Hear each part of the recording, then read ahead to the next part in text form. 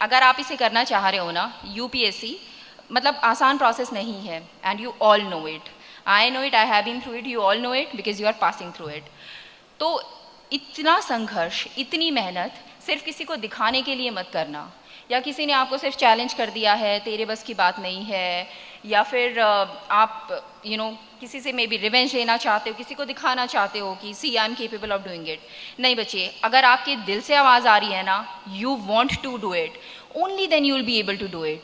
ये इतनी लंबी प्रोसेस है ना, और इतना पेशेंस टेस्ट करती है, लंबा है, संघर्ष है, फिर उसमें बहुत सारी अनसर्टेनिटीज़ हैं। सिर्फ मेहनत से काम नहीं चलता, let us all except luck का फैक्टर होता ही होता है। मैं सिर्फ मेहनत के बल पे कह दूं सेकंड रैंक आ गया, नहीं जी, ये भी होप नहीं थी कि लिस्ट में नाम आएगा या नहीं आएगा।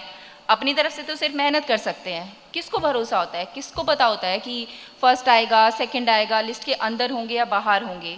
तो इतनी मेहनत सिर्फ तब करना जब आपके दिल से निकल के आ रहा हो, you really want to do it, only then you will be able to sustain such a long period of dedicated sitting, dedicated 8 to 10 या up to 12 hours of study per day.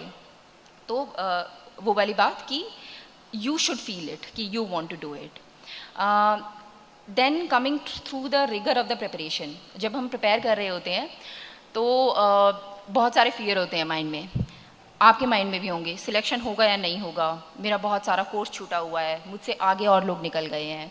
तो पहली बात तो बच्चे, एक्सेप्ट इट, ठीक है, this is the truth of life, fear is natural to us. हम जब कुछ करना चाह रहे हैं, पाना चाह रहे हैं, तो दिस इज़ नेचुरल। आपके अंदर फियर आ रहा है तो that is a good thing, at least you are true to your objective, कि आप बनना चाहते हो, नहीं बन पाओ तो उस चीज़ का आपको फियर आ रहा है। सेकेंडली, उस फियर को खुद को डिमोरलाइज मत करने दो, उस फियर से कंस्ट्रक्टिव चीज़ निकालो। What is the constructive thing? ये सोचो, दिस मोमेंट इज़ इनएविटेबल, ये क्षण जो अभी मेरे सामने खड़ा है, this is the only way it could have been.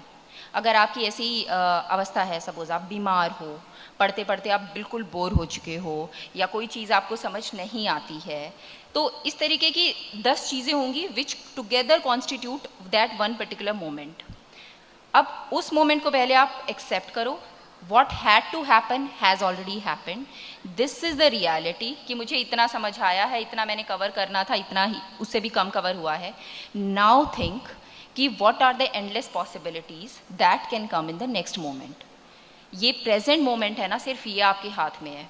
Past पे ब्रूड करना कि मैंने कितना टाइम वेस्ट कर दिया, या फलाने का हो गया, मेरा नहीं हुआ 4 अटेम्प्ट्स में, वो सब छोड़ दो बच्चे, और सिर्फ सोचो कि अगर अब तक मेरा नहीं हुआ है तो ठीक है, मुझे अपने लक्ष्य के नज़दीक जाने के लिए मैं अभी क्या पॉजिटिव या कंस्ट्रक्टिव चीज़ कर सकता हूँ या कर सकती हूँ, एंड देन स्टार्ट स्टडी।